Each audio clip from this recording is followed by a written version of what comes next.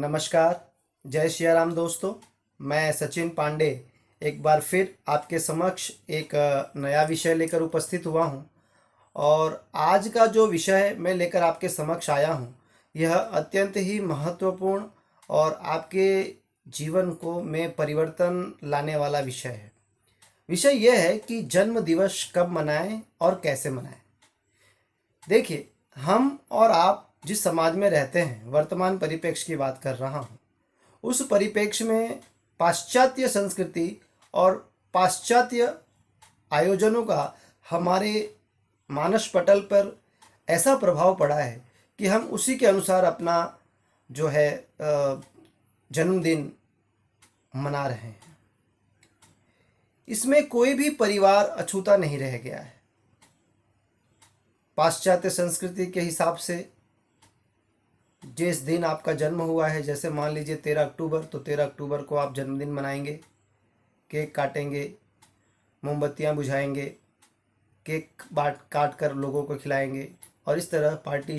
आजकल तो बड़ी बड़ी पार्टियों का आयोजन किया जाता है जिसमें तामसिक प्रवृत्तियां और तामसिक जो भोजन है उसका आयोजन किया जाता है, जिससे कि हमारे शरीर में नकारात्मक प्रभाव पड़ता है। दोस्तों, मैं बात करूं कि जन्मदिन है क्या चीज़। देखिए, जन्मदिन जो है, हम जिस नक्षत्र में, जिस तिथि में और जिस मास में हमारा जन्म होता है, हमारी सोल एक्चुअली उस समय के हिसाब के और उस वातावरण के हिसाब से उस चीज़ को एडॉप्ट करने के मतलब बहुत ज़्यादा उसमें एनर्जी क्रिएट होती है उस समय। और हमारी सोल बहुत ज़्यादा एनर्जाइज होती है, पॉजिटिव एनर्जी बहुत ज़्यादा रिलीज होती है उस समय। और जितनी ज़्यादा पॉजिटिव एनर्जी इनटेक कर सकती है, वो भी उसमें क्षमता बहुत ज़्यादा होती है। हम और आप क्या करते हैं, मान लीजिए 13 अक्टूबर के दिन हमारा जन्म हुआ है, तो 13 अक्टूबर को हमने एक बना लिया, बेंचमार्क बना लिया है और हर साल 13 अक्टूबर को जन्मदिन मनाते हैं। इसी प्रकार कोई दिसंबर में, कोई जनवरी में, कोई मार्च में, तो जो ये अंग्रेजी ग्रेगोरियन कैलेंडर है, इसके हिसाब से हम अपना जन्मदिन मनाते हैं। हम और आप मैं आपसे एक चर्चा करूं कि हम अपने त्योहार भी जो है वो तिथियों के अनुसार मना रहे हैं, कोई तारीख के अनुसार नहीं मना रहे हैं अंग्रेजी कैलेंडर के हिसाब से। चाहे वो होली हो, चाहे वो रक्षाबंधन हो, चाहे वो बसंत पंचमी हो, चाहे वो गणेश चतुर्थी हो, चाहे वो नवरात्रि हो, चाहे वो श्रावण मास के कोई त्यौहार हो, कोई भी त्यौहार, दीपावली हो, सभी तिथियों के आधार पर ही है। जैसे जन्माष्टमी का पर्व जो है, रोहिणी नक्षत्र अगर रात को 12 बजे आएगा, वही जन्माष्टमी का मुख्य त्योहार माना जाएगा। व्रत, अनुष्ठान, पूजा, उत्सव उसी के हिसाब से किया जाएगा। तो जब हम अपने व्रत और त्योहार भी तिथि के अनुसार मना रहे हैं, तो क्यों ना एक नई शुरुआत करें। और शुरुआत करने में हर्ज क्या है, इसे देखें कि इसको करने से क्या हो रहा है। और यकीन मानिए, मैंने जितने लोगों को ये बताया और लोगों ने किया है, सभी आज के समय में बहुत ही हर्षोल्लासित हैं कि मैं अभी तक तो हम गलत करते आ रहे थे, अब हम सही कर रहे हैं और हमें इसका फायदा भी मिल रहा है। समझने योग्य ये बात है। हमारे शास्त्रों में जन्मदिन को एक बहुत ही शुभ प्रसंग बताया गया है, क्योंकि हमारी जो सोल है उस तिथि में ही इस धरती पर अवतरित हुई थी। तो उस तिथि से हमारी सोल मतलब हमारी आत्मा का एक संबंध बनता है। और उसके आजू बाजू जो मैग्नेटिक फील्ड है, वो मैग्नेटिक फील्ड से जो हमें एनर्जी आनी, जो पॉजिटिव एनर्जी लेनी और नेगेटिव एनर्जी रिलीज करनी है, वो सबसे ज़्यादा प्रभावशाली ढंग से हो सकती है। तो अगर हम अपने जन्मदिन को सही रूप में, वास्तविक रूप में, वास्तविक परिप्रेक्ष्य में मनाएं, तो यकीन मानिए कि जीवन में जो हमारे ये उतार चढ़ाव जो हैं, इसमें काफ़ी बैलेंस क्रिएट होगा। हमारे जो महीने हैं, जैसे वैशाख, चैत्र, आषाढ़, श्रावण, ये हमारे जो महीने हैं, ये ऋतुओं के आधार पे बने हुए हैं।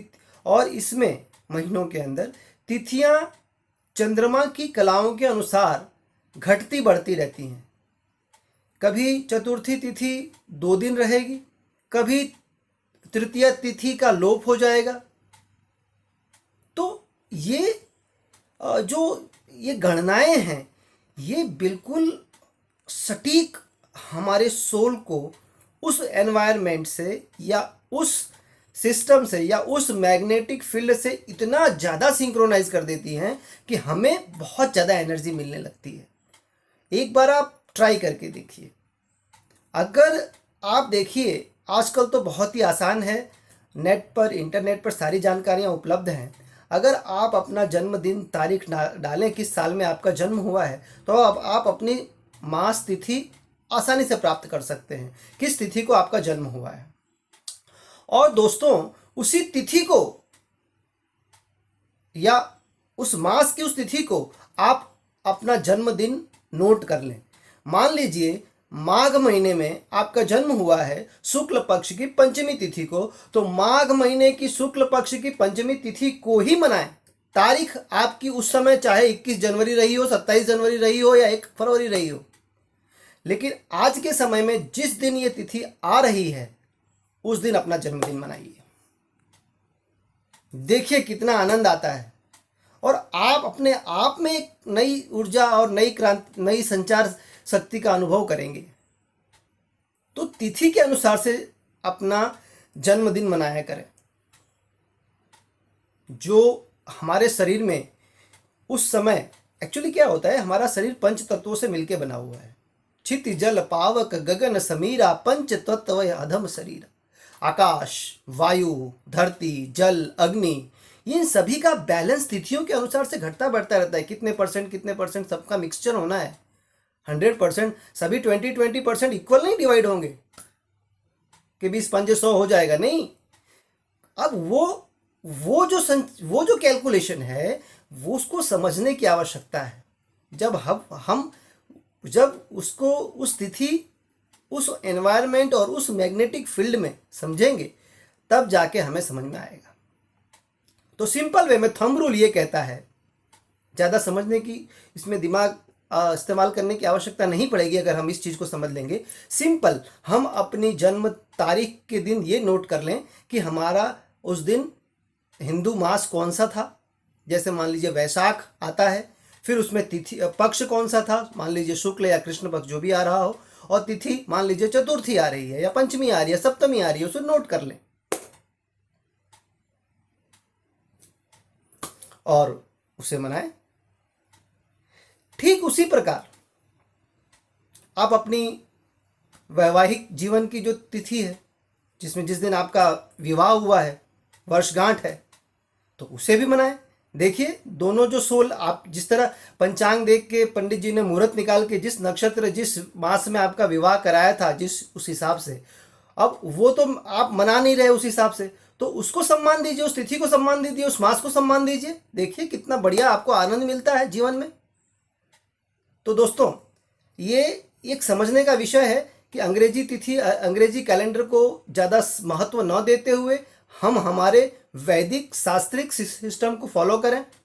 जो तिथियां, जो मास और जिस प्रकार से हमारे पंचांगों में उल्लेख है उसके अनुसार हम अपना जन्मदिन या वैवाहिक जन्मदिन की जो श्रेणी में जो हम उत्सव मनाते हैं उसे मनाएं।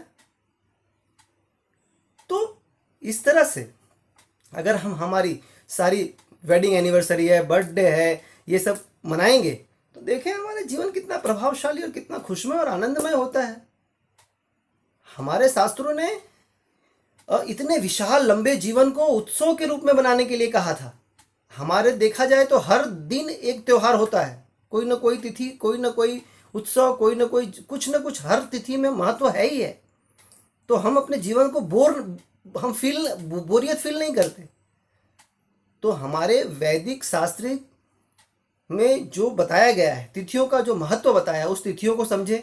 उस तिथियों के अनुसार ही वातावरण, वायुमंडल और सब चरण में ग्रहों का प्रभाव रहता है। तो उस प्रभाव को अगर हम बहुत संवेदनशीलता से ग्रहण करेंगे तो हमें उसका लाभ मिलेगा ही मिलेगा। तो पहले तो हमें हमारी जन्म तिथि के अनुसार से अपना जन्मदिन मनाना शुरू कर देना है। करें क्या उस दिन? सिंपल, बहुत बहुत ज़्यादा तामझाम करने की आवश्यकता नहीं है, पर हाँ, ये शुभ दिन है, हमारा जन्म हुआ है, उस तिथि को महत्व दें, सम्मान दें। उस तिथि को देवालय जाएं, मंदिर जाएं, उत्सव के रूप में मनाएं, भगवान को कुछ मिष्ठान चढ़ाएं, फल फूल चढ़ाएं, अभिषेक करें, आरती वंदना पूजन अर्चन यज्ञ जो भी आप सामर्थ्य है करने में, समय है आपके पास तो वो करें। भगवान चित्रगुप्त की आराधना करें, महामृत्युंजय मंत्र का जाप करें, एक माला अवश्य करें, भगवान को नारियल चढ़ाएं, बच्चों में कुछ मीठा बांट दें, कन्याओं को भोजन कराएं, ज़रूरतमंदों को मदद करें, गौशाला में दान दें, गायों को चारा खिलाएं।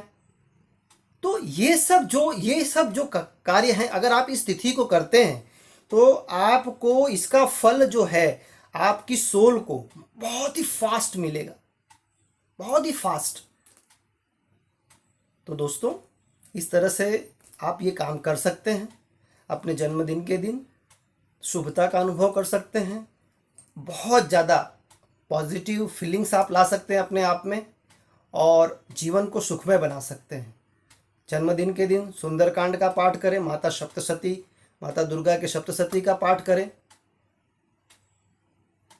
नई माला का आप पहन सकते हैं, जैसे रुद्राक्ष की माला है।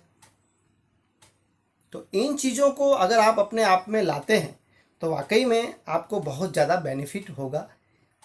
तो एक बार ये मेरा जो सुझाव है, आप इसको ज़रूर आजमाएं और देखिए, वाकई में जीवन में परिवर्तन मिलेगा। उम्मीद करता हूँ मेरा ये छोटा सा प्रयास आपको पसंद आया होगा, और आप लोगों से हाथ जोड़ के अनुरोध करता हूँ कि वैदिक संस्कृति, वैदिक सभ्यता, सनातन संस्कृति को पहचानें। ये अत्यंत ही अनमोल है और इसमें आपके सारे प्रश्नों का जवाब मिल जाएगा आपको। चलिए, मेरा छोटा सा प्रयास आपको पसंद आए, इसी के साथ जय श्री